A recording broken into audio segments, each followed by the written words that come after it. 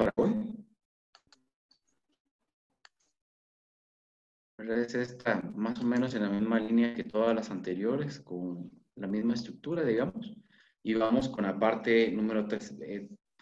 Es muy complicado explicar todo lo del sistema político cubano en tan poco tiempo, ¿no? Porque hay muchas cosas, eh, quizá a algunas personas no les interesan, pero en términos de los sistemas políticos sí son importantes. Y es porque este sistema es una creación sui generis, por así decirlo, en términos de los sistemas políticos. Por un lado, porque hay bastante un proceso, un caminar, por así decirlo, que no es normado, es una cuestión consuetudinaria, donde ellos empiezan a formar un proceso revolucionario y con todas las de ley, digamos, para una revolución, pero no lo hacen transformando el sistema político y la estructura jurídica del país, sino que lo hacen avanzando en términos prácticos, por así decirlo, ¿no? Empiezan con una reforma agraria, después pasan a lo de los juicios sumarios contra los disidentes del sistema, que también hay serie de violaciones a los derechos humanos. Digamos, ellos esta parte de la lucha de clases, que sí la hicieron en la Unión Soviética, por ejemplo, cuando ellos determinan que tienen que eliminar a la burguesía y a esta clase social, o en China que decían que había que incluirlas, en Cuba lo que hacen es cuando se les expropian sus tierras, cuando se les quitan las propiedades, ellos obviamente van a ponerse a la oposición y en la oposición pues los encarcelan y después hay juicio sumario. Esa es una de las denuncias que todavía tienen cuando entre 1959 y 1964 hay un montón de gente encarcelada y fusilamiento. Hasta el mismo Che Guevara lo estaba en una asamblea de la ONU. Decía que ellos han fusilado a los disidentes del sistema. Entonces es algo complicado. Por otro lado, las relaciones tensas con Estados Unidos, tanto por la posición geoestratégica de Cuba como por la cercanía con la Unión Soviética, es decir, es la era de la Guerra Fría, ¿no? Es algo bastante importante, digamos, la presencia del régimen cubano y ese caminar hacia la izquierda en momentos en los que ningún país lo hacía y que era el momento álgido del conflicto de la Guerra Fría. Pero bueno, ya avanzando un poco más, ¿verdad? Que ya habíamos hablado de todo eso, de cómo fue que Cuba también fue apoyando a los partidos y a los movimientos revolucionarios en toda América Latina, vienen otras cosas que sí van transformando la estructura, pero es, como por así decirlo, un proceso que no corre a la misma velocidad. Por un lado está, ¿verdad?, los hechos que le dan vida al sistema de la reforma agraria. Por otro lado, en 1961, y esto es algo importante, en un discurso, Fidel Castro, cuando estaban en la situación de Playa Girón y la invasión a la Bahía de Cochinos por parte de los mercenarios cubanos y patrocinados por los gobiernos de América Latina y de Estados Unidos, en un discurso en 1961, Castro ya acepta abiertamente que Cuba es un país marxista socialista. Es decir, ya por así decirlo, y propone cuál va a ser el rumbo de su proceso revolucionario. Eso tenía que ver con todos los vínculos y todo. Entonces, por acá están los vínculos con la URSS. En 1965 también sucede algo importante en términos de la democracia centralizada, que es este sistema que hemos visto que vive y pervive con los regímenes socialistas y que es la creación del Partido Comunista Cubano. Crean un partido comunista y este partido comunista, aparte de ser la vanguardia política del país, también va a ser el que va a dictar las líneas ideológicas y líneas políticas de el caminar cubano, ¿no? Y obviamente Fidel Castro pasa a ser el secretario general del Partido Comunista. Por otro lado, pues en 1976, ya después de varios años de llegada a la revolución al poder, plantean una nueva constitución. Pero en todo este tiempo, digamos, ha habido una serie de procesos que han perfilado a Cuba por otros rumbos.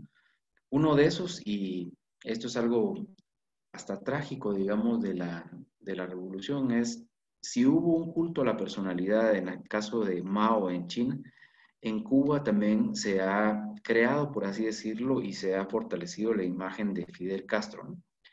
Eh, es extraño que algunos de los líderes revolucionarios que tenían, por así decirlo, mejor perspectiva o buena perspectiva para estar en la revolución cubana, fueron retirados del proceso. Uno es Camilo Cienfuegos, ¿no?, que muere en circunstancias misteriosas, pero al final todos los historiadores coinciden que fue un accidente y que en 1961, cuando caminaba a encarcelar a un disidente, es Uber Matus, ¿no?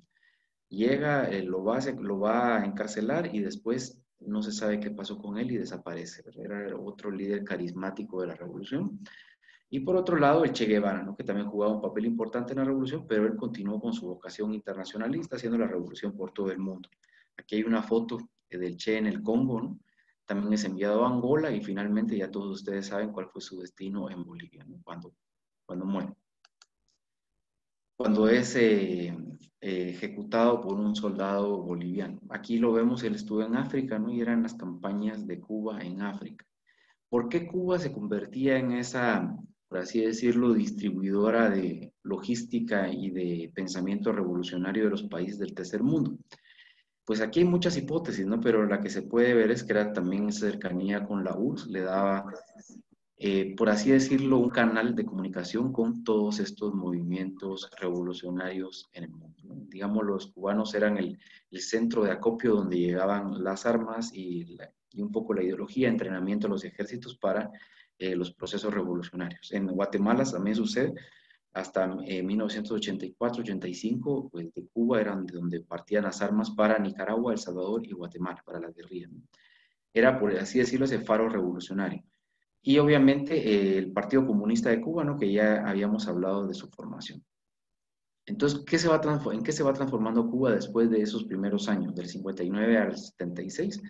Se va transformando en una democracia centralizada y por ahí también aparece la figura de un líder político que es Fidel Castro, que se va transformando también en la cabeza, por así decirlo, de la revolución, pero también dándole un sentido, no quiero decir dictatorial porque era otra cosa, sino un sentido unipersonal al poder de alguna manera. Era como el líder que estaba detrás de todo. Hablando de eso, de Castro, ¿no? Entonces por acá hay traído algunas fotografías de su recorrido político. Primero acá está esta línea de tiempo de la URSS, ¿verdad? Que empieza en 1917. En 1959 entra la Revolución Cubana y para 1962 ya inicia la era de Fidel con la URSS, ¿verdad? Él avanza en el último periodo de Malenko y después con Nikita Khrushchev pues establecen una relación mucho más fuerte. Khrushchev, ¿verdad? Ya deja el poder a finales de los 60, es retirado del poder y entra Brezhnev, que es el otro, que es el próximo premier soviético y también con él mantiene una relación bastante cercana. Aquí está con Brezhnev, ¿verdad? León Brezhnev, y con Nikita Khrushchev en los primeros años de la revolución.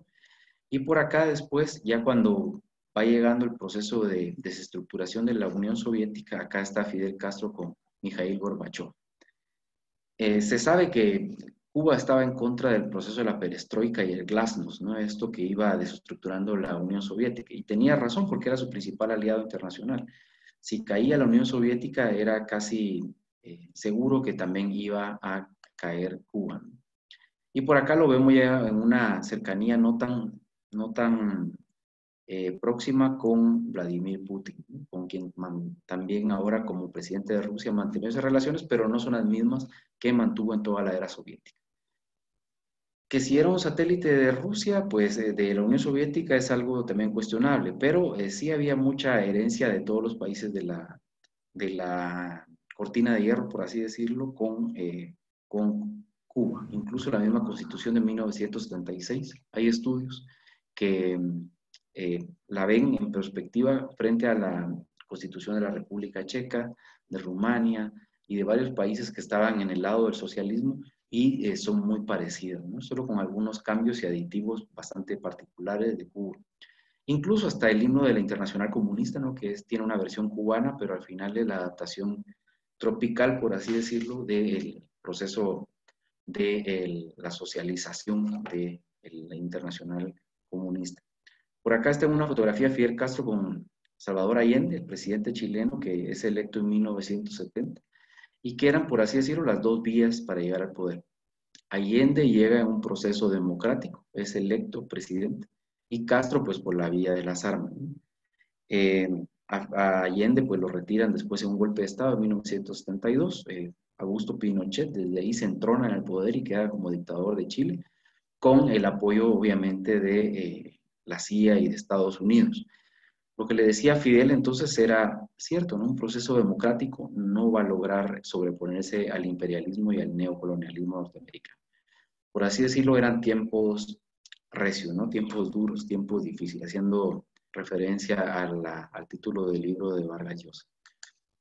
Bueno, pero ¿qué fue lo que pasó en 1959 hasta el 76? Porque pasaron muchas cosas en ese momento. Pues por acá les tengo una estructura del partido, perdón, del poder en Cuba, y ustedes podrán ver que ellos de hecho van tratando de construir algo que no se termina de cristalizar en una constitución, sino hasta 1976. Entonces por acá está lo que a mucha gente siempre nos pareció muy interesante, y es este experimento, al menos en estructura y en papel, de la colocación de una Asamblea Nacional del Poder Popular por encima de los gobernantes, del Consejo de Estado, del Consejo de Ministros, y después todo el poder va bajando hacia la base, por así decirlo. Y lo que está acá, como digamos, en la base, es estos los consejos populares que forman la Asamblea Nacional del Poder Popular.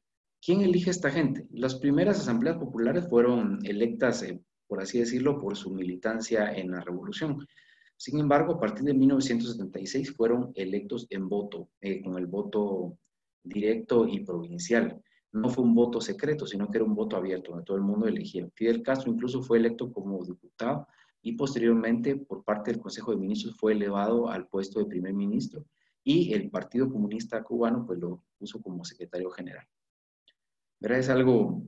Es una estructura bastante interesante porque tiene la capacidad de mover un número gigantesco de personas. Es muy parecida a la del Partido Comunista de la China, pero con otras características que la hacen, por así decirlo, más popular. Entre esas que los consejos populares son los que tienen, por así decirlo, el mando, ¿no? Pero en las decisiones más importantes y trascendentales, no es precisamente la Asamblea Nacional del Poder Popular, aunque se legitiman las decisiones con su venia. Es, por así decirlo, una manera de manipular la política y también de fachada. Es una política bastante democrática, digamos, ¿verdad? De democracia centralizada. Siempre la figura del partido está detrás. Por acá está en la Constitución de 1976, que es ya cuando se aceptan varias cosas, ¿no? Primero es la presencia del Partido Comunista Cubano en el artículo 5. Se establece que es un partido martiano, marxista y leninista. Ahora, martiano por Martí, por la reverencia, por así decirlo, al líder prócer de la independencia cubana de España en finales del siglo XIX. Por otro lado, marxista y leninista, es como una relación ahí que va hablando de los nuevos tiempos. Se establecen algunos derechos y libertades, más que todo, todos tienen que ver con derechos económicos, sociales y culturales, educación, salud, libertad de religión, de culto, y por ahí también la lucha contra el racismo que percibían en algún momento. Habían algunas cosas que sí eran cuestionadas por el régimen y que eran sometidas a represión, como por ejemplo el caso de la homosexualidad. O sea, no podía haber una persona homosexual porque era, si no abiertamente castigado, sí solo se reconocían dos maneras de ver la familia, digamos, una familia hombre-mujer. Esta visión entonces de la libertad sexual pues cambia con el tiempo, pero de 1976 más o menos a finales del bloque soviético se mantuvo siendo siempre la misma, un Estado que no aceptaba las identidades diferentes, por ejemplo. En lo económico, obviamente, era una economía planificada, centralizada, estatizada, y todos los recursos del Estado eran del Estado, obviamente, ¿verdad? No había, la iniciativa privada era muy pequeña, no existía la posibilidad de tener más allá de lo que los consejos permitían. Y por otro lado, la inversión extranjera se veía confinada a alquilar las propiedades que el pueblo de Cuba le permitía tener en el país. Es decir, nadie podía comprar tierra en Cuba, sino solo la podía alquilar. Y obviamente eso pasaba por un proceso de cuestionamientos y de llenar requisitos, por así decirlo, para lograr tener este espacio. ¿Verdad? Hay otra administración provincial, administrativa y provincial, y pensando en la lógica también del turismo, ¿verdad? La misma Habana se divide en dos partes. Cuando recién empezaba la Revolución Cubana, hay algunos testimonios de jefes de la mafia, por ejemplo, que relatan que la peor caída que tuvieron en el mundo fue en Cuba, porque Cuba era un paraíso para las mafias, ¿no? Porque tenían casinos, tenían todo tipo de economías ilegales, y cuando viene la revolución, pues se rompe con todo esto, ¿no? Se expulsa a esta gente que tenía este tipo de negocios y hasta ahora pues lo están resintiendo. Pero junto con ellos también salieron muchos exilados que vivieron sus propiedades, sus recursos cuestionados, ¿no? Es decir, el crecimiento que había tenido Cuba en los años 50 con la dictadura de Batista pues se ve cuestionado y se expropian sus propiedades, se van todos a Miami y desde allá pues ahora muchos de ellos que ya es tercera, cuarta generación, que se han nutrido con toda la gente que llega a unas oleadas de balseros, son parte del Partido Republicano. Incluso hasta en algún momento fueron capaces de poner a un gobernador que era muy cercano al presidente George Bush.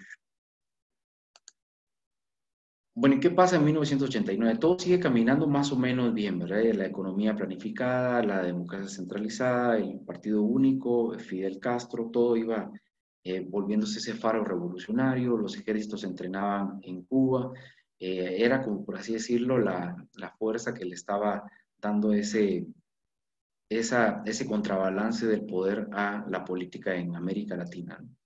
Sin embargo, con el fin de la Unión Soviética también empiezan los problemas serios para Cuba. Y uno de esos problemas es la, toda la situación de la crisis económica.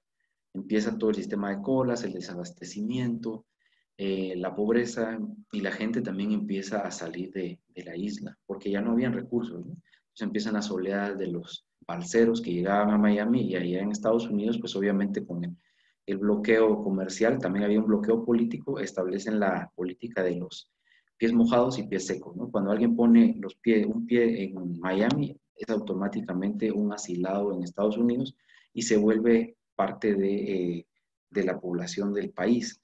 ¿Eso qué significaba? Que mucha gente soñaba y anhelaba con ir allá.